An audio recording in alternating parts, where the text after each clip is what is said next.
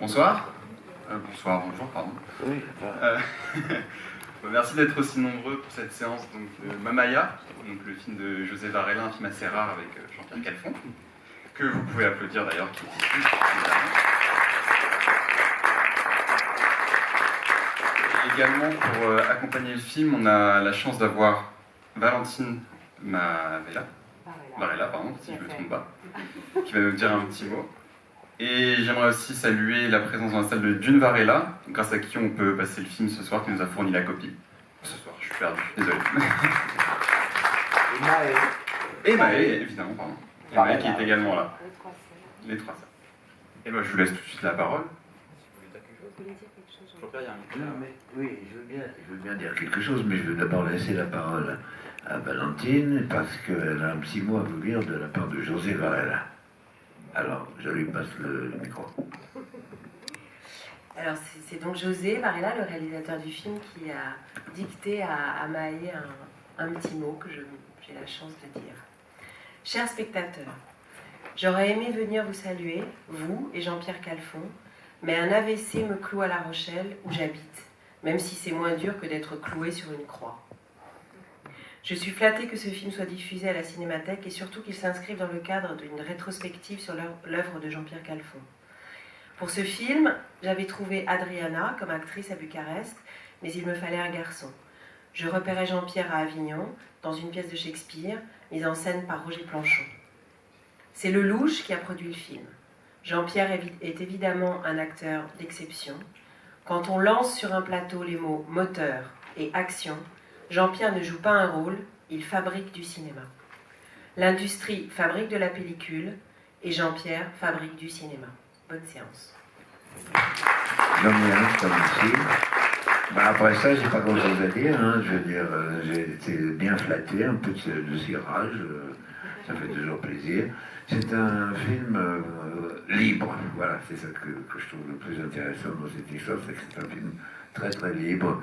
Il y a beaucoup d'improvisation dedans. José nous laissait la bride sur le cou, il nous proposait des situations et il nous laissait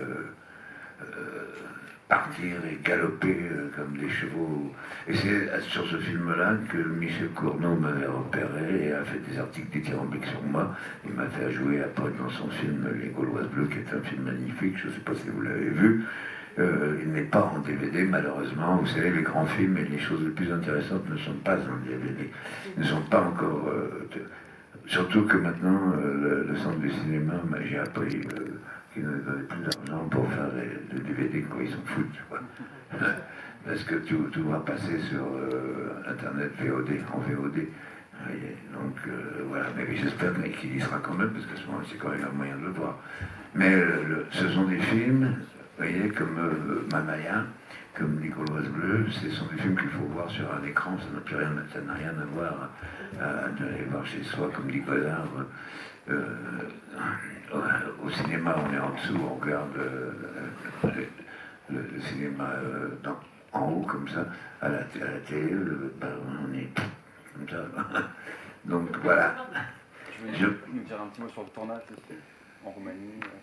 Ah oui, on a tourné en Roumanie, c'était quand même assez étonnant, c'était l'année où Ceausescu prenait le pouvoir, vous voyez, et c'était assez étonnant parce que, vous savez, ils n'avaient pas vu beaucoup de rockers, vous allez voir, il y a un groupe, les Tchèques, un groupe de rock de l'époque, très bon groupe d'ailleurs, 4 garçons, un peu dans le vent, beaucoup même, parce qu'ils ont beaucoup de talent et les chansons sont très très bien.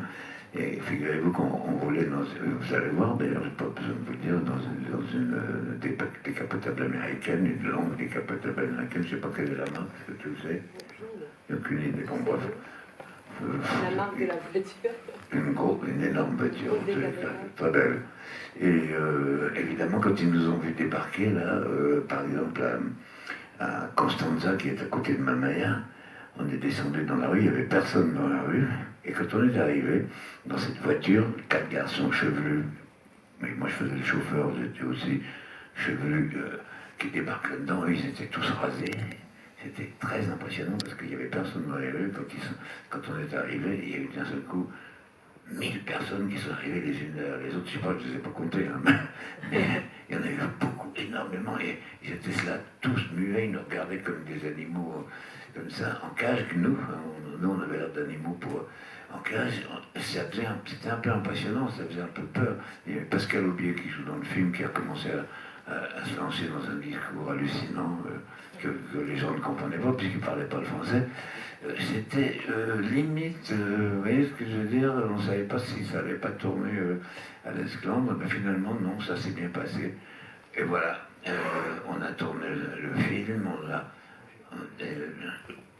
il s'est passé beaucoup d'improvisation, voilà ce que je voulais vous dire, et je vous souhaite une bonne projection.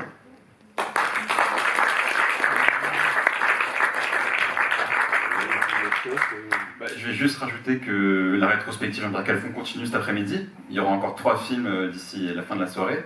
À 16h30, il y aura Une étrange affaire de Pierre Gagny de Fer, qui passera en langlois. Ensuite, à 18h45, La rareté, Les oiseaux vont mourir au Pérou, en 35 mm, premier film de Romain Gary. Ça va être une séance fantastique. À 18h45, donc... Voilà, exactement, on a retrouvé une copie aux États-Unis. Ça va être assez fou comme séance, je pense. Ça va être complet, donc dépêchez-vous. En langlois. Et à 20h45 ce soir, on passera donc un court-métrage que tu as fait en 2016 avec Stéphane Castan. Stéphane Castan, 15 minutes. Un film formidable qui a eu des récompenses dans tous les pays. Incroyable. Exactement. Je vais en faire un autre avec lui, il sera là, je crois. Oui, c'est ça. Il sera présenté la séance avec Jean-Pierre. Et il y aura également Paul de Turka Medvedski. Turka Medvedski étant le mari de Bernadette Lafont, c'est son seul film, son seul long métrage. Il a fait aussi 2 courts métrages que vous pouvez retrouver en DVD avec le long métrage. C'est un sculpteur, dessinateur, et on sent vraiment l'influence graphique. C'est-à-dire que chaque scène, chaque plan est une scène, et c'est comme un petit film, quoi. C'est d'une beauté remarquable en noir et blanc. Et donc on va garder la suite pour ce soir, donc à 20h45. Et voilà. Merci à vous. Merci à vous.